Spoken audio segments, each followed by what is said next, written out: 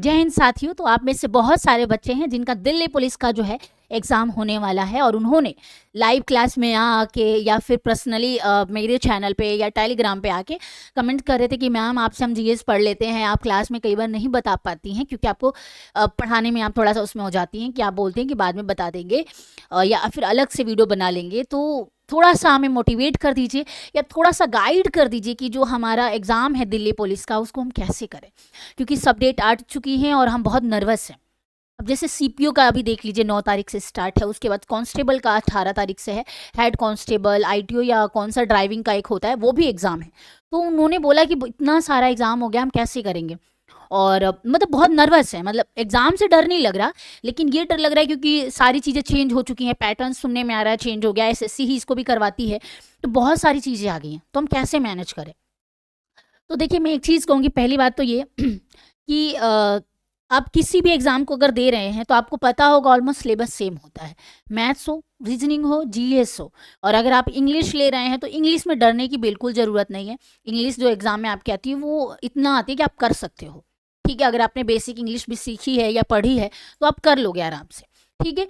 लेकिन अगर देखा जाए कि कैसे करें, अगर करने की बात भी आ रही है तो हम कैसे करें कि उस एग्ज़ाम के दिन तक हम पूरी तरीके से तैयार हो जाए। तो इस पे मैं एक बात कहूँगी कि आपको करना क्या है। पहले तो अभी ज़्यादा दिन बचे नहीं है, 10-15 दिन जो भी आपके पास बचा हुआ है, इसमें 15 दिन का एक स्लॉट होता है ना कि शेड्यूल बना लो कि इस 15 दिन में मुझे क्या करना है। पहले तो क्या करो कि आप उसमें एक रोज़ सुबह आप नोट्स बनाया करो कि मुझे आज ये और ये पूरा ख़त्म करना है कैसे भी करके, ठीक है। तो पिन अप कर लो इस चीज़ को लेके कि आज क्या करना है। होता है ना टू डू लिस्ट बनाते, वो बनाया करो। उसमें जैसे कि पहला आज काम क्या करना है आपको, आज पहला काम ये करना है कि रीजनिंग और मैथ्स का सिलेबस निकालो। सिलेबस इन द सेंस कि मान लीजिए 15 टॉपिक्स आ रहे हैं, दोनों के 15-15, तो आपको देखना है कि इसमें से मुझे कितना आता है। मान लीजिए आपको प्रॉफिट लॉस बहुत अच्छे से आता है, एवरेज बहुत अच्छे से आता है, ठीक है। तो आपको देखना है कि हाँ स्पीड में जो है मैं थोड़ा सा मार खा जाता हूँ, तो स्पीड पे मुझे फोकस करने की जरूरत है। 2D और 3D वगैरह है, ये अगर आ रहा है तो मुझे इस पर क्या करना चाहिए। तो देखो जो ईजी, मान लीजिए ईजी 10 टॉपिक्स हैं तो उस 10 टॉपिक को बहुत अच्छे से करो।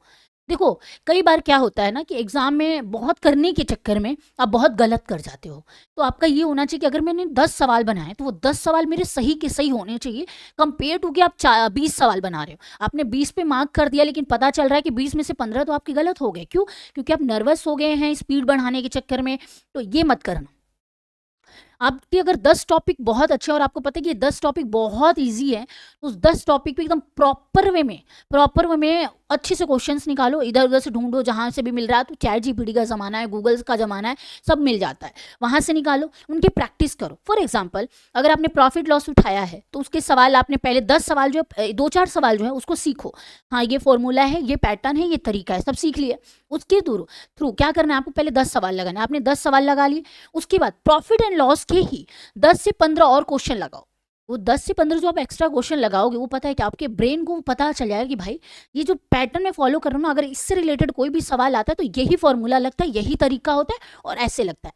जब शुरू के 10 के बाद अब 15वें तक क्वेश्चन तक जब आप जाओगे तो आपको पता चलेगा कि आपकी प्रॉफिट लॉस बहुत अच्छा हो चुका है, ठीक है। ऐसा नहीं करना कि 2 इसके लगा रहा हूँ, 2 एवरेज के लगा रहा हूँ, 2 स्पीड के लगा रहा हूँ, बिल्कुल भी नहीं करना है। अगर आज आप मैथ्स पढ़ने बैठे हो तो आप प्रॉफिट एंड लॉस को बहुत अच्छे से कर लो कि सुबह आपने प्रॉफिट लॉस को सीख लिया है, उसके 20 क्वेश्चन लगा लिए हैं, 2 घंटे 1 घंटे में जितनी देर में लगा रहे हो लगा लिए। फिर शाम को क्या करो कि टेक्स्ट बुक अब सबको पता है आजकल बहुत सारी हैं, तो वहाँ पे जाओ और प्रॉफिट लॉस के ही क्वेश्चन निकालो। वहाँ पे सेक्शनल वाइज भी होता है, तो वहाँ से आप प्रॉफिट लॉस के क्वेश्चन निकालो, उसकी प्रैक्टिस करो और वहाँ से आपकी प्रॉफिट लॉस बहुत अच्छे से हो जाएगी। और फिर ऐसे ही सेम टॉपिक्स दूसरा टॉपिक पे लेके आपको कर देना है। लेकिन इसका मतलब ये नहीं कि आपके पास 15 दिन है तो 15 दिन पता चला 15 टॉपिक को लेके चल रहे हो। कोशिश किया करो कि एक दिन में 2 टॉपिक आप अच्छे से कवर कर लो। ये हो जाएगा मैथ्स का। अब पूरे दिन है हमारे पास तो उसमें क्या करना है आपको, फिर रीजनिंग के साथ करना है। रीजनिंग बहुत ज़्यादा मेहनत नहीं मांगती। रीजनिंग की सबसे खूबसूरत चीज़ ये है कि वो अगर आपके दिमाग में एक बार बैठ गई तो आपके दिमाग से कभी नहीं जाती। तो रीजनिंग बहुत ज़्यादा मेहनत भी नहीं लेती, आपसे लॉजिकली बनवाती है आपको। तो रीजनिंग ज़्यादा नहीं लेगी, तो आप रीजनिंग मॉक टेस्ट से भी कर सकते हो, तो रीजनिंग ज़्यादा वो नहीं है। पर स्कोरिंग की बात आएगी तो रीजनिंग और मैथ जो ऐसे सब्जेक्ट्स हैं जो आपको स्कोर बढ़ाते हैं, ठीक है। इंग्लिश का भी याद रखिए, जो बच्चे सीपीओ देते हैं उनको पता होगा 200 मार्क्स की मेंस में वैसे तो रीजनिंग सॉरी इंग्लिश होती है। तो ये सारे जो है इंग्लिश, रीजनिंग और मैथ्स, अगर इन तीनों से आपने टैकल कर लिया, प्रॉब्लम पता है कहाँ आती है, जीएस में आती है। यानी जो हम पढ़ाते हैं उसमें प्रॉब्लम आती है। कैसे? क्योंकि मैं बच्चों को पढ़ाती हूँ तो वो सवाल में ही सवाल बन जाता है और मैं पूरी कोशिश करती हूँ कि जितना बता सकती हूँ मैं सब बताऊँ। ठीक है? तो जैसे कि अगर बात की जाएगी कि अगर हमसे पूछा जाएगा कि भाई जीएस को कैसे करना है, जीएस को कैसे टैकल करें, तो जीएस का सबसे सिंपल जो तरीका मुझे लगता है कि अगर हिस्ट्री की बात करेंगे, मिडाइवल, एंशिएंट और मॉडर्न, तो मॉडर्न से बहुत ज़्यादा सवाल बनते हैं। मॉडर्न में आपके 1-2 दिन में ख़त्म करवा दूंगी, तो वहाँ से आप कवर कर लेना। तो मॉडर्न जो है वो थोड़ा-सा उससे सवाल ज़्यादा बनते हैं। और इसके अलावा मिडाइवल से कहाँ से बनते हैं? मिडाइवल में अगर आप पढ़ोगे तो मराठास के बाद जो टाइम पीरियड, जैसे पूछ लेगा कि बाजीराव में जो बाजीराव हुए, राव जो हुए, उनमें सीक्वेंस में पूछ लेता है कि पहले कौन आए, दूसरे कौन आए, तीसरे कौन आए, ऐसे सवाल बना देता है। तो थोड़ा-सा ये वाला एरिया देख लेना।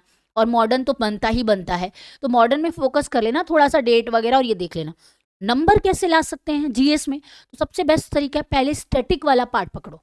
स्टैटिक में आपको पता है कि अगर 10 मतलब हमारे जो भी स्टेट्स हैं, मान लीजिए फॉर एग्जांपल कि मान लीजिए 10 स्टेट के बारे में पूछता है, कंपलसरी मान लीजिए 10 स्टेट पूछता है, तो आपको ये याद रखना है कि 10 स्टेट्स में डांस कौन कौन से हैं। स्टैटिक में डांस तो फिक्स होंगे, अब डांस तो नहीं चेंज हो सकता, तो फिक्स जो डांस के हैं वो याद कर लो, पहला काम। दूसरा, डांस हो गया। घराने पूछता है, घरानों का नाम याद कर लो। बुक्स, दिल्ली पुलिस की एक फेवरेट चीज़ है वो है बुक्स के बारे में पूछता है कि इसके ऑथर कौन है, इस ऑथर ने कौन सी बुक लिखी थी और इस ऑथर को कौन सा अवार्ड्स मिले थे, ये भी याद रखना है। नोट्स कैसे बनाने? पहले ऑथर का नाम लिखो या बुक का नाम लिखो, किसने लिखा उस ऑथर के बारे में लिखो। अब गूगल पे डालो कि क्या इस ऑथर ने, इसको कोई अवार्ड मिला है, उस अवार्ड के बारे में पता करो। नहीं मिला तो वेल एंड गुड है, आपके लिए मेहनत कम पड़ेगी। बट अगर मिला है तो वो पता करो कि कहाँ मिला, कब मिला, कौन से ईयर में मिला। उसके नीचे नोट डाउन करो कि इस बुक हो गया, ऑथर हो गया, ऑथर को अवार्ड्स मिल गए।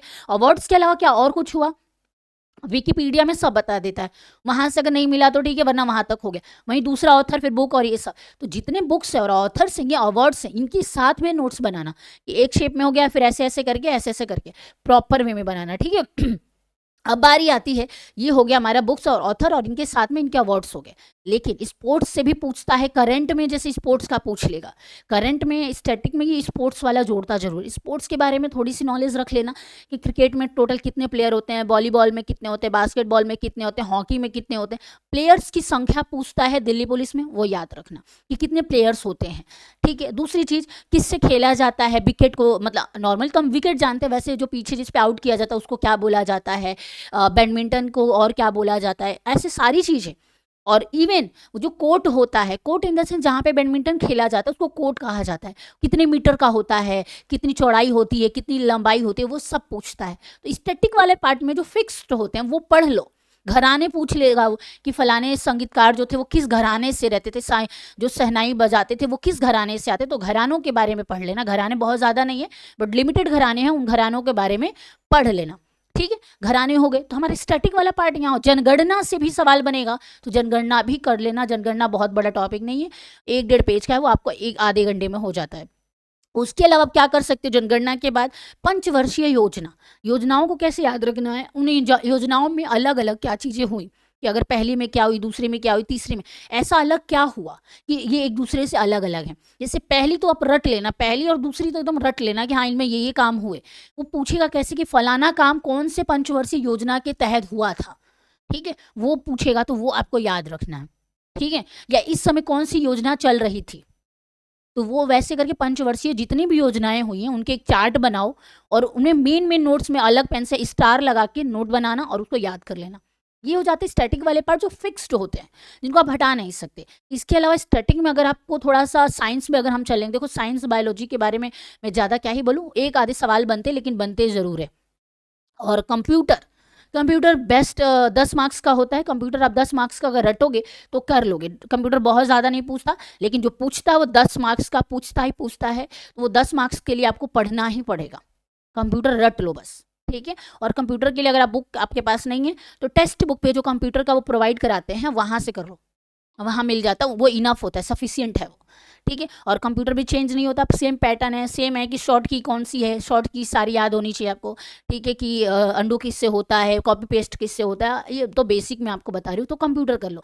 ठीक है? अब बचा क्या, पॉलिटी भी आपको जो बोलते हैं ना अनुच्छेद वगैरह थोड़ा सा पढ़ना पड़ेगा। आर्टिकल्स कौन से हैं, राष्ट्रपति से जुड़े हुए आर्टिकल्स पढ़ लेना पहली बात। उपराष्ट्रपति क्या बोलते हैं, उपसभापति या उपराष्ट्रपति, सभापति से रिलेटेड भी सवाल बनता है, याद रखिएगा।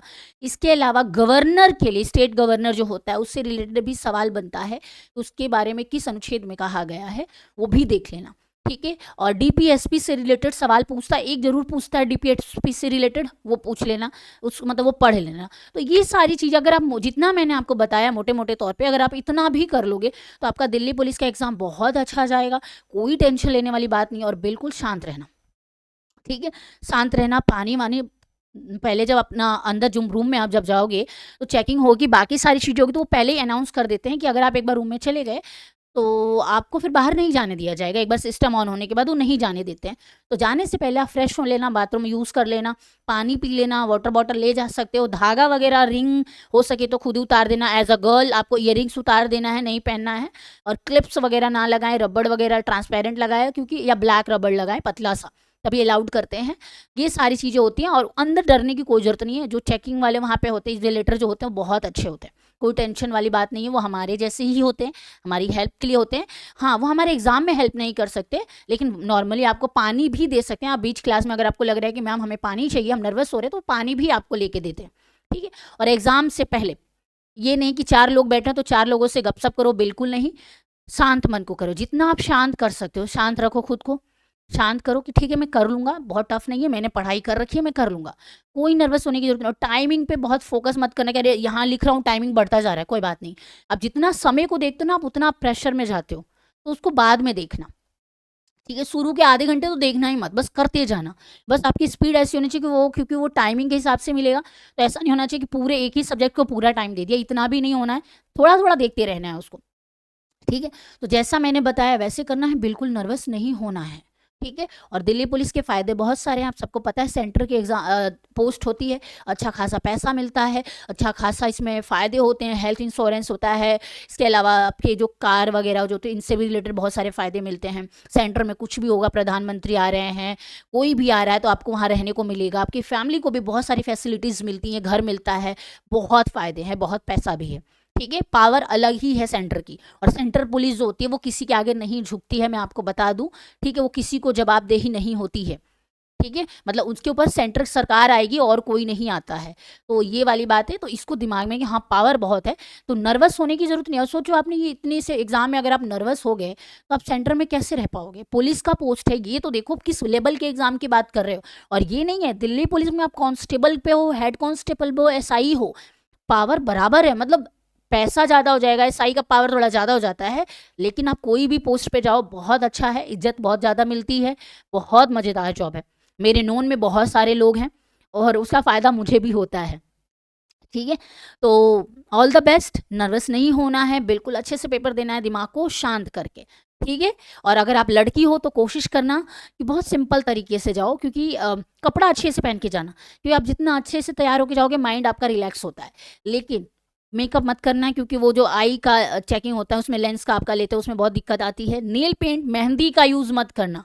अगर आपने मेहंदी लगा रखी है तो कोशिश करना एग्जाम तक वो मेहंदी हट जाए, क्योंकि फिर आपके फिंगर्स में ना, अंगूठे में बहुत दिक्कत आएगी, टाइम जाएगा, और जितना टाइम वहाँ जगेगा आप उतना नर्वस होते जाओगे। तो कोशिश करो कि एग्जाम तक आप मेहंदी ना लगाओ, और लगा रखा है तो कोशिश के हाथ ऐसे वॉश वॉश करने से बहुत जल्दी मेहंदी छूट जाती है, तो वो सब कोशिश करना, ठीक है। और डिसेंट अच्छे तरीके से जाना, खाना पीना खा के जाना, भूखे पेट मत जाना, ठीक है।